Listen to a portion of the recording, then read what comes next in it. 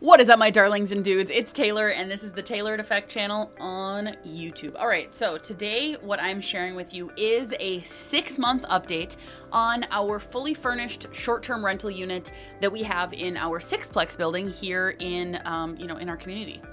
Okay. If you are not subscribed yet, please do me a solid favor, click on that sub button. It doesn't cost you anything. And honestly, it helps me generate more videos, helps me get out more information, and helps you as well, hopefully. But only subscribe if you find value. If you find me entertaining, if you find me helpful, then give me a subscribe, give me a like, you know what to do.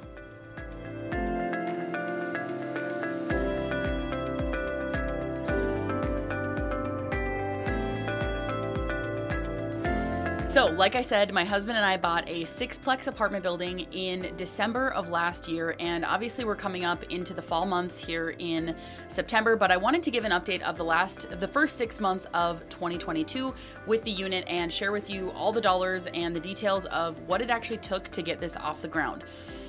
You may or may not have heard of all the hype around buying Airbnbs and VRBOs because of such a high profit margin and such a really, really rich cash flow opportunity for people that have houses that are furnished, apartments, rooms, whatever that might be. So we decided to kind of take a little bit of the middle ground on that. So we decided to list our apartment on what's called furnishedfinder.com. So Furnished Finder is basically a short-term rental website where people go to find housing in different areas without paying the significantly higher rates as you do on Airbnb or VRBO, and also have more flexible time frames for renting that apartment. So traditionally, if you're looking to buy an apartment or rent an apartment, it would be a 12-month lease. Now, what we're targeting is traveling nurses, people who are working at specific locations on a contract basis, and that's exactly what this website is made for, is for those people that are finding short-term housing places, short-term housing, period, and this is where they're going to look for those. So we have a listing in Furnished Finder to attract people to move in and live in our place. Now, we have a few rules in place that can be flexible, but you can choose that as the owner, obviously, when you're setting up your Furnished Finder site and your page and your specific listing. But we have a 3-month minimum of a contract that we need to have signed.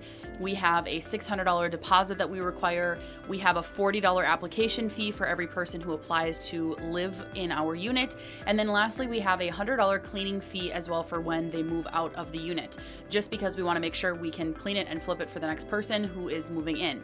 So like I said, I'm just giving you the first 6 months of the year just because it's easy numbers and easy math on that for you. So the cool part about this is that our unit that we have right now could be rented out for approximately $600 per month on an unfurnished annual basis. So that would mean that somebody could come in, move in their own stuff, their own mattress and blah, blah, blah, and then pay the $600 and move on with their lives, right? But through us furnishing it and offering it to people 100% turnkey, ready to go, all they need is their suitcases full of stuff, we're able to charge a bit more of a premium. In addition to that, since we're renting for a shorter term, we can also charge a bit of a premium for that. So our apartment right now is rented for $13.50 a month. So that's in addition to the other fees that I had mentioned. But if you're looking at it from a perspective of maybe a traveling nurse, they are getting stipends from their companies that they're working for. They are looking for specific locations. They're looking for great parking. They're looking for maybe a garage, some storage, whatever that might be. So all these things we had to keep in mind when we were weighing the options of doing what we're doing versus just doing a traditional apartment route, okay? So it just so happened that it was like the perfect combination of those things. That's why we decided to go with the short-term rental. And okay, so over the last 6 months, the first 6 months of the year, sorry, I need to be clear about that. The first 6 months of the year, we had a total cash coming in, so the total top revenue of $9,130. So that's for the first 6 months of the year. So that means the $13.50 essentially times 6 plus a couple other dollars that came in from those other fees that I mentioned. And so when we're looking at it from a cash flow perspective, that $9,130 is an awesome, awesome number.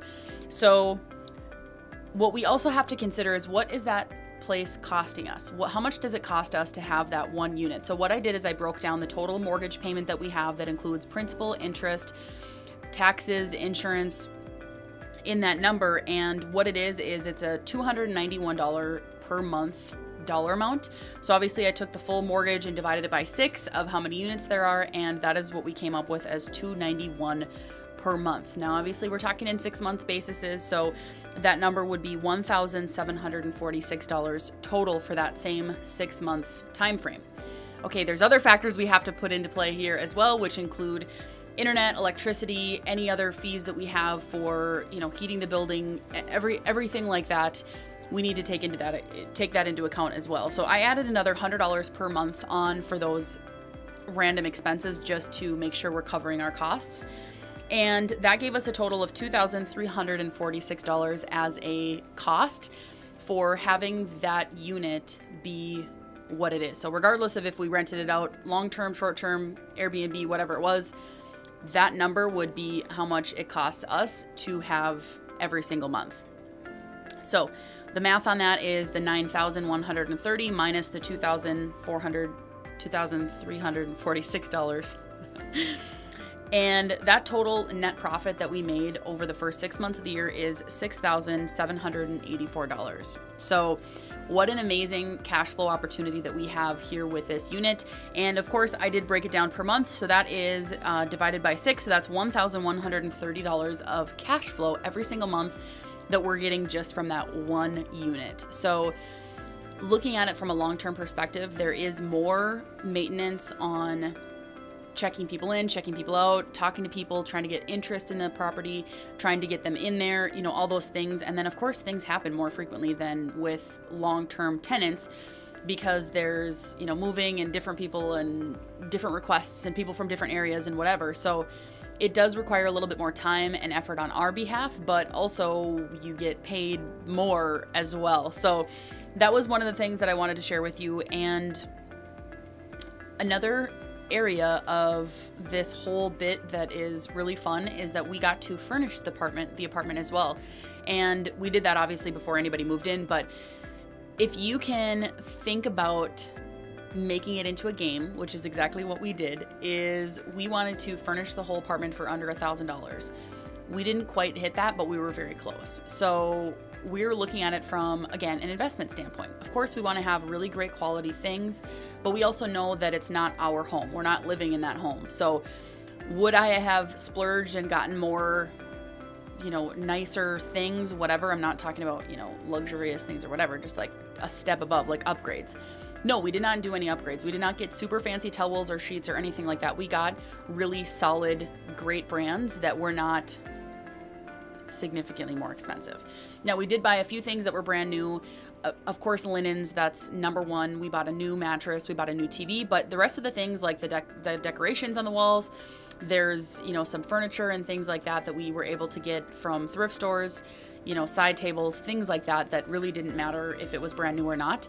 But the things that did matter, we obviously bought new and didn't want to worry about that hassle. So overall, we spent about $1,000. I think it was closer to $1,200 by the time it was all done. But spending that money up front helped us to create the atmosphere to be able to charge what we charge per month for that unit. So it has been a really unique learning experience, to say the least.